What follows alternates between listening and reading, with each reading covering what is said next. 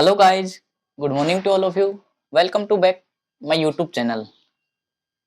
आज हम कक्षा 10 की रॉबर्ट फ्रॉस्ट के द्वारा लिखी गई एक प्रसिद्ध कविता के बारे में पढ़ने जा रहे हैं।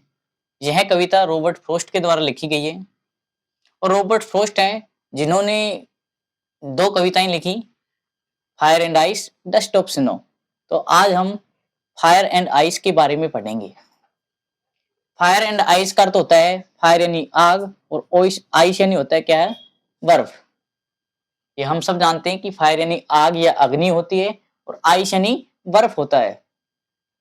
तो कवि इसमें दो स्टेंजे दे रखे हैं, फर्स्ट और सेकंड।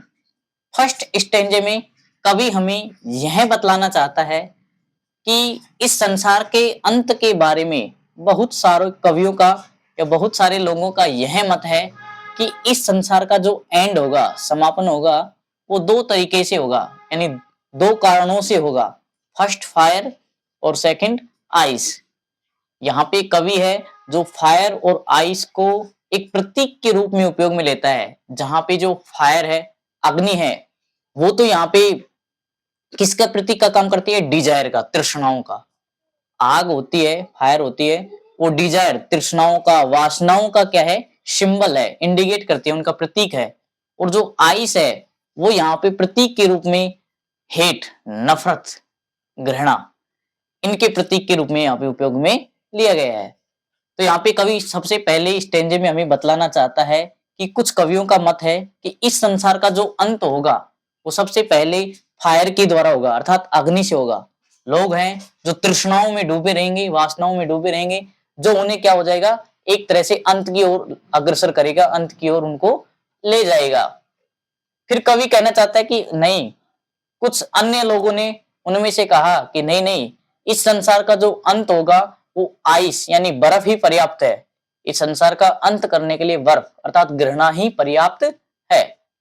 फिर कवि कहना चाहता है कि मैं, इसमें दो पक्ष हो गई भाई, दोनों के अलग अलग पक्ष थे। तो कवि कहता है कि मैं फायर के पक्ष में रहूंगा, मैं फायर का पक्षधर रहूंगा, क्योंकि मैंने फायर फायर यानी मैंने डिजायर, तृष्णाओं को या वासनाओं को मैंने चखा है, मैंने देखा है। तो मुझे लगता है कि इस संसार का जो अंत होगा वो फायर यानी डिजायर, इच्छाओं, तृष्णाओं के कारण ही होगा। फिर बात करते हैं कि फर्स्ट स्टेंजे का मूल भावार्थ क्या निकलता है। तो कवि हमें मूल भावार्थ के रूप में हमें कहना चाहता है कि जो तृष्णाएं हैं उनका कोई भी अंत नहीं होता। डिजायर यानी अपनी इच्छाएं, तृष्णाएं, जो कि किसका सिंबल था, फायर का। तो कवि कहना चाहता है कि जो फायर है यानी डिजायर, इच्छाएं, जो वासनाएं हैं, उनका कभी भी अंत नहीं होता है। लेकिन कुछ हद तक, अर्थात जो हेट, नफरत होती है, जो कि आइस का सिंबल दिया गया है। तो आइस यानी जो बर्फ है, यानी हेट सिंबल है, इसका हेट इंडिकेट कर रहा है। तो हेट यानी घृणा और यह नफरत है, उसका अंत हो सकता है, लेकिन इच्छाओं का कभी भी दमन या अंत नहीं किया जा सकता है। फिर हम सेकंड स्टेंजे में बात करते हैं। तो कवि कहता है कि यदि संसार का दो बार अंत हो सकता है कि एक बार की बजाय दो बार अंत होना पड़ जाए। तो कवि कहता है कि यदि इस संसार को दो बार नष्ट होना पड़े, तो कवि कहता है कि मैं यह सोचता हूं कि घृणा है, जो हेट है, वो नफरत है, वही इस संसार के अंत के लिए बहुत ही पर्याप्त है। फिर कवि कहता है कि हो सकता है कि विनाश के लिए जो बर्फ है, आइस है, जो कि किसका सिंबल था, हेट का, तो ये घृणा है, वो सभी लोगों में एक दूसरे से घृणा की भावना रहेगी, जो हमें क्या करेगी, इस संसार का अंत करने में एक महत्वपूर्ण भूमिका अदा करेगी। तो कवि कहता है कि इस विनाश के लिए जो बर्फ है वो भी महत्वपूर्ण है, यही पर्याप्त है, क्योंकि बर्फ की तरह ही घृणा भी यहाँ पे पर्याप्त है। तो इससे भी अंत पर्याप्त रूप से हो सकता है। यहाँ पर जो घृणा और इच्छा है, कवि कहता है कि यहाँ पे घृणा और इच्छा का कोई अंत नहीं होता है, अर्थात यहाँ पे कोई स्थान नहीं है उनका। कवि इन दोनों स्टेंजे में एक मूल भाव हमें बतलाना चाहता है कि यहाँ पे घृणा और इच्छा का कोई भी स्थान नहीं है, और जहाँ पे घृणा और इच्छा का स्थान नहीं हो, वही जो जीवन है, वही यहाँ पे क्या हो सकता है, इस समस्या का समाधान या हल हो सकता है। कवि कहना चाहता है कि यदि अब हम अपने जीवन को संतुष्टिप्रद जिएं, संतुष्टिप्रद और सादगी यानी सादा जीवन अगर जीते हैं तो हम इन अंत से बच सकते हैं। कवि हमें बतलाना चाहता है कि यहाँ पे जो अनंत इच्छाएं हैं मानव की, जो अनंत इच्छाएं वासनाएं हैं, जो तृष्णाएं हैं वासनाएं हैं, वो एक दिन घृणा का पात्र होंगी। सबको पता है कि जब इच्छाएं और वासनाएं जब बढ़ने लगती हैं तो लोग उनसे क्या करने लग जाते हैं, हेट, घृणा करने लग जाते हैं, बुराई करने लग जाती है। बुराइयां हैं, जो बुराइयां होने लगेंगी तो प्रत्येक की यही बुराइयां एक दूसरे में घृणा का कारण बनेंगी, और घृणा यानी नफरत, घृणा और नफरत है जो इस संसार के अंत का महत्वपूर्ण कारण हो सकता है। क्योंकि घृणा होती है जो मानव के बीच में क्या करेगी, दुश्मनी, शत्रुता पैदा करती है।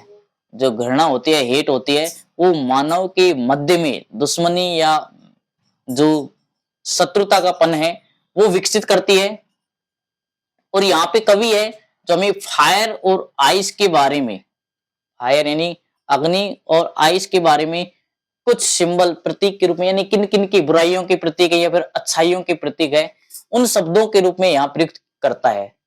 जैसे कि हम बात करें सबसे पहले फायर की, तो हमने कहा कि फायर में क्या क्या आती हैं, डिजायर, इच्छाएं हो सकती हैं। ग्रिड, भाई डिजायर यानी तृष्णाएं हो गई, ग्रिड यानी हो सकता है ग्रेडी, जैसे लालची। तो ग्रिड यानी होता है लालच, लालच हो सकता है, या फिर एवरिश हो सकता है, एवरिश यानी लोभ, मद मोह लोभ। फिर हो सकता है निर्दयता, क्राउल, क्राउल यानी निर्दयता हो सकती है, या फिर इस प्रकार से लुस्ट, लोलुपता हो सकती है। और कन्फ्लिक्ट, जो कि क्या होता है, कन्फ्लिक्ट यानी विरोध हो सकता है।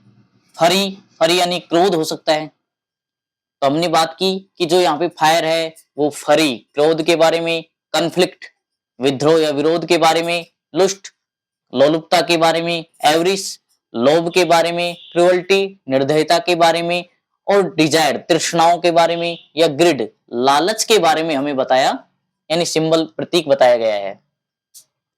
जो फायर है वो इन सब का प्रतीक है यहाँ पे। और जो सेकंड नंबर पे आती है आइस, जिसे हम कहते हैं हेट, घृणा, वो यहाँ पे हमारे पास किसके प्रतीक है।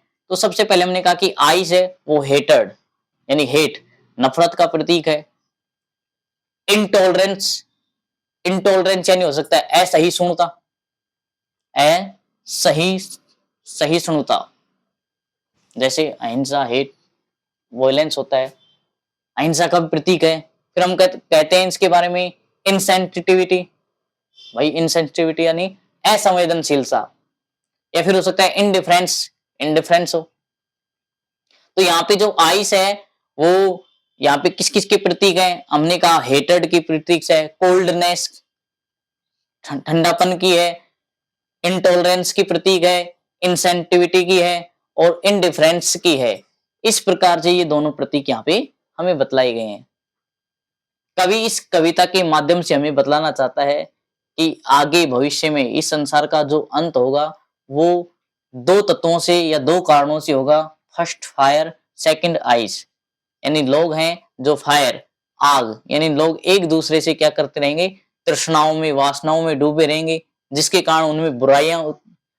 और ऐसा भी कवि हमें बतलाना चाहता है कि जो इच्छाएं होती हैं, जो अच्छी इच्छाएं होती हैं, वही मनुष्य के अंदर क्या करते हैं, बुरी इच्छाओं को जन्म देती है।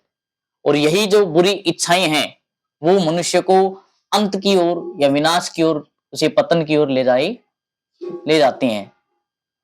फिर कवि कहता है कि जो मनुष्य है जिनकी बुराइयां, मानव एक दूसरे में बुराइयां करते रहेगा, जिसके कारण लोग एक दूसरे से क्या करेंगे, हेट, नफरत करने लग जाएंगे, जो कि आइस का सिंबल था। और जब एक दूसरे से लोग हेट करेंगे, नफरत करेंगे, तो इस संसार में सभी जो लोग हैं वो अपना जीवन सही तरीके से जीवन नहीं जी पाएंगे। फिर कवि ने कहा कि यदि हमें इन दोनों चीजों से या इन दोनों समस्याओं से बचना है तो उसके लिए कवि ने एक उपाय बताया है कि जहां पे अगर जिस मनुष्य के पास घृणा और इच्छा यानी तृष्णाओं का कोई भी स्थान नहीं होता है, जहां संतुष्टिप्रद या संतोषपूर्ण जीवन यानी सादा जीवन जिया जाता है, वही इस समस्या का हल हो सकता है। अन्यथा ये जो संसार है वो इसी तरह घृणाओं से, नफरतों से, बुराइयों से व्याप्त रह कर के ही सभी का धीरे धीरे अंत होता रहेगा। तो रॉबर्ट फ्रॉस्ट हैं जिन्होंने इस कविता को लिखा, जिन्होंने इस कविता की रचना की। ये एक बहुत ही सर्वश्रेष्ठ कविता है जो कि हो सकता है कि भविष्य की ओर इंडिकेट कर रही हो, क्योंकि मानव है उनके बीच में भी घृणा, तृष्णा, लोभ, मोह इस प्रकार की बुराइयां व्याप्त हो चुकी हैं जो कि हमें भी एक विनाश की या पतन की ओर ले जाती हैं। तो कवि इन्हीं यानी मानव के बीच में इन्हीं बुराइयों को, इन्हीं वातावरणों को देख करके उन्होंने इस कविता की रचना की। इसलिए वो हमें संदेश देना चाहते हैं कि हमें भी अपने जीवन को तृष्णाओं से, मोह से, लोभ से, घृणाओं से, इन सब का हमारे जीवन में कोई स्थान नहीं होना चाहिए और हमें संतुष्टि पूर्वक या सादा जीवन जीना चाहिए। धन्यवाद दोस्तों।